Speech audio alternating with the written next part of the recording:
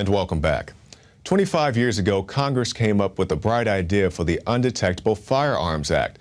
The rationale was that guns such as Glocks that have very few metal components could be easily slipped past security measures.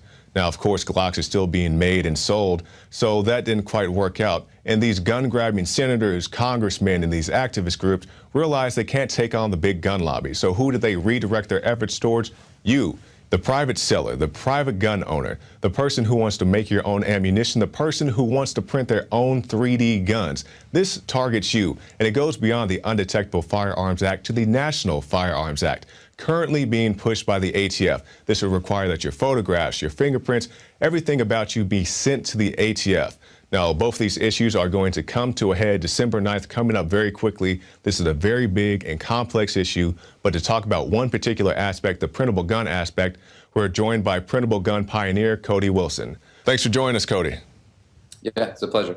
Now, I've gave the brief setup about what's going on with the House, and I know this is something near and dear to your heart, so what is your thought about this December 9th deadline? Well, I guess the deadline is convenient because so far we haven't really worked up kind of like expanded version of this law. And so like faced with certain pressures, the Democrats might compromise to their base and just go ahead and pass like a, just an extension of the law. But my own conscience was a bit let down when I saw that no Republicans really stood up or even provided opposition in the House for just renewing this law. In fact, only one Republican, only one member of the entire House of Representatives even was critical about passing this the other day.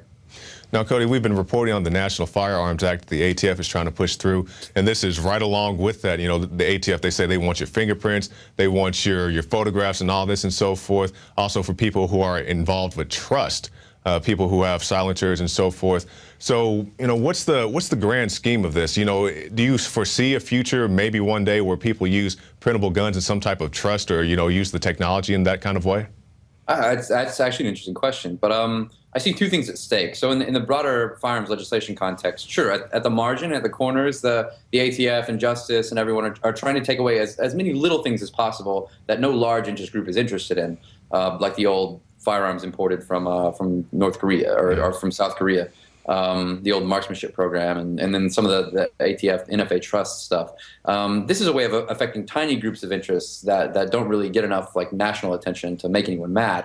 The same thing is kind of happening with the Undetectable Firearms Act, but the Senate is using it as an opportunity to, if possible, inject whole comprehensive new ways of mandating and regulating how we make guns, with just the broad strokes of a public safety concern.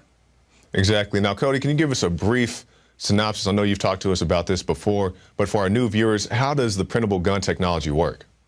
Okay, sure. So how Defense Distributed and other groups have advertised this is we use very simple plastic extrusion printers. So we melt up some plastic, which is in a filament, and we layer that plastic down layer by layer. And basically at the end of a process of laying down layers, you have a three-dimensional object. And what has concerned some of these politicians is that, in the end, you don't need as many metal components as you thought you needed to make a functional firearm, even if this firearm is very impractical. And so they've taken the husk of this old law from the 1980s, which really never referred to anything, it was kind of a fake law, to use as a justification for inserting all new kinds of hooks into the future of gun manufacturing, and specifically the future of individual gun manufacturing. They're not powerful enough to take technology away from the manufacturers, but they feel that they're powerful enough to take technology away from you.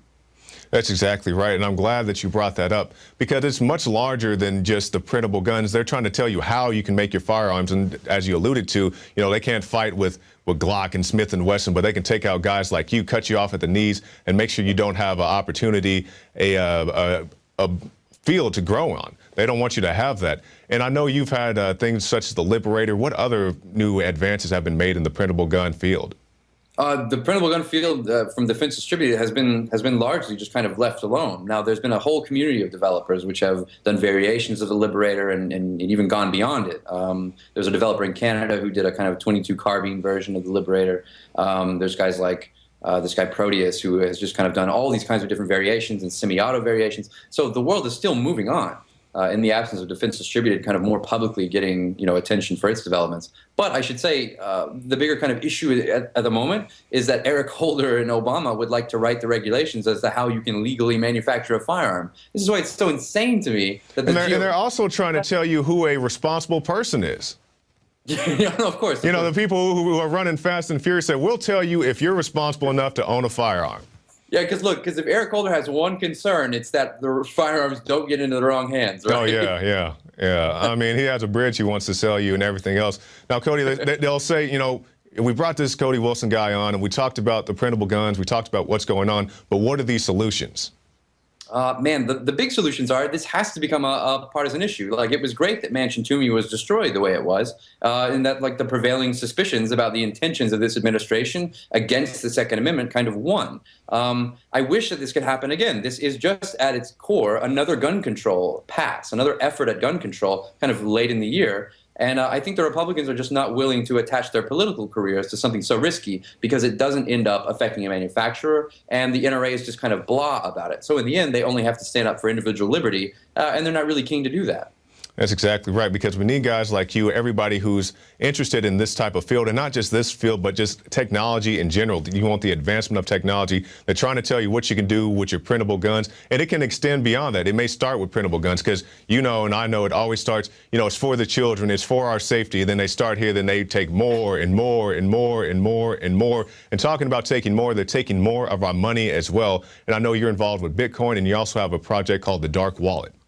Oh, that's true, right? Yeah. Oh, Bitcoin's a game ender, by the way, right? Even if it's not the version of Bitcoin we have now, or even that particular protocol. But digital peer-to-peer currencies are a game-changing, game-ending technology. And it's interesting and instructive and valuable to do like the 3D printed gun project, just as a way of kind of shaking up your imagination. But Bitcoin projects and ways of tackling the financial superstructure head-on are really going to quickly change how we interact with each other and how we take on the federal government, specifically in the United States. It's going to go from a place where it says you shall and you shall not to a place where it says, well, please. I think government will become much more polite because we have projects that are pro-privacy and pro-anonymity, which will basically siphon off people's activity away from using U.S. dollars and U.S. commercial banks, which are beholden to this Federal Reserve System, toward a peer-to-peer system, which is beholden to no one.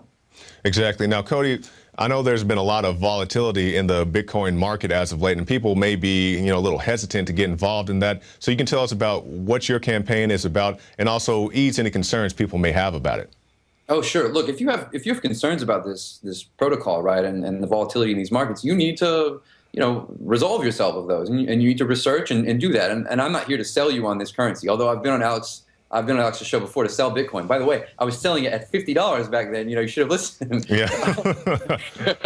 But Bitcoin is useful as a kind of libertarian means of instruction. It's useful as an instrument of resistance against the state, as a means of alternative organization. It's not just a kind of financial Ponzi scheme that some people are making a lot of money on. Yes, it's happening. It really does provide an alternative way of doing things for yourself. So it's just one available avenue.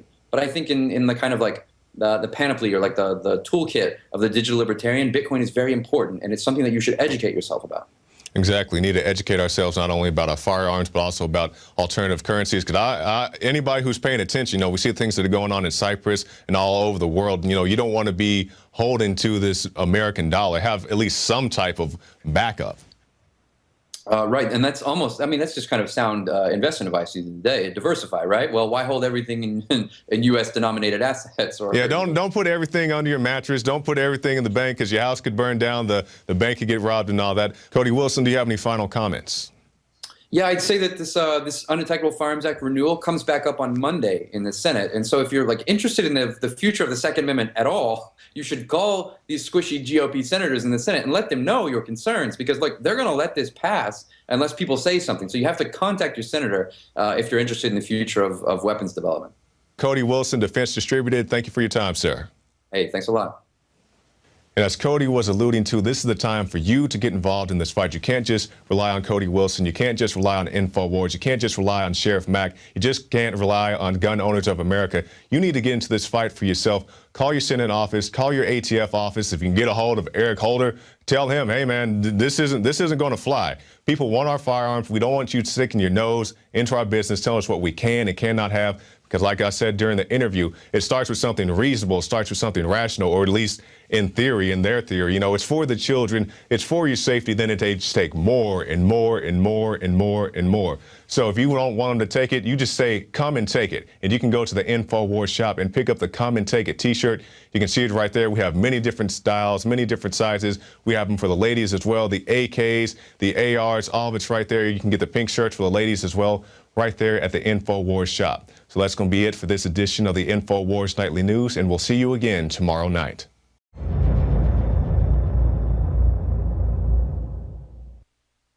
Now you can watch The Alex Jones Show live as it happens at Infowars.com/show.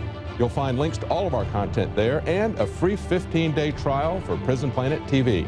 More than 60 movies and documentaries all in one place at Infowars.com/show.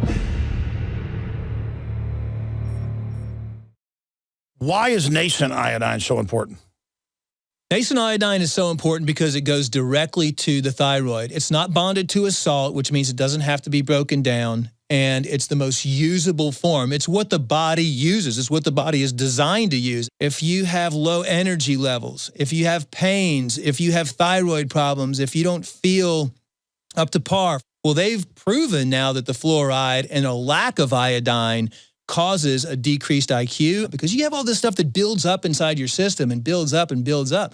And that's why some people, when they start taking iodine, will have what's called a Herxheimer reaction or a detoxification reaction. But that's a good sign. That means you're detoxifying all that fluoride buildup, the mercury buildup in there, the bromine buildup in your system, and the chlorine buildup in your system. You don't want those things. All of those things have been proven as carcinogens. That's one of the reasons prostate cancer is on the rise too, is because prostate takes up iodine, and the men that are lacking iodine causes the prostate to become cystic and causes the prostate to swell and eventually leads to prostate cancer. There's been an extreme rise in polycystic ovarian disease, PCOS, with women, fibrocystic breast disease, because iodine is stored in the breast tissue, the ovaries, the prostate glands in men. It's utilized by every single cell in the body. Why does this almost taste good compared to other iodine that tastes horrible? That's because it's real iodine, atomic form. We wanted something that's going to go straight into the bloodstream and straight into the thyroid gland. We wanted to put it in a vegetable glycerin base. That's a USP kosher certified vegetable glycerin base. And that product is not tested on animals. It's vegan friendly. It's gluten free. It's GMO free. Of all the things I've done, nascent iodine was just absolutely amazing. So we developed with Dr. Group a double strength, low price, InfoWarsLife.com Survival Shield, the atomic nascent iodine, available right now.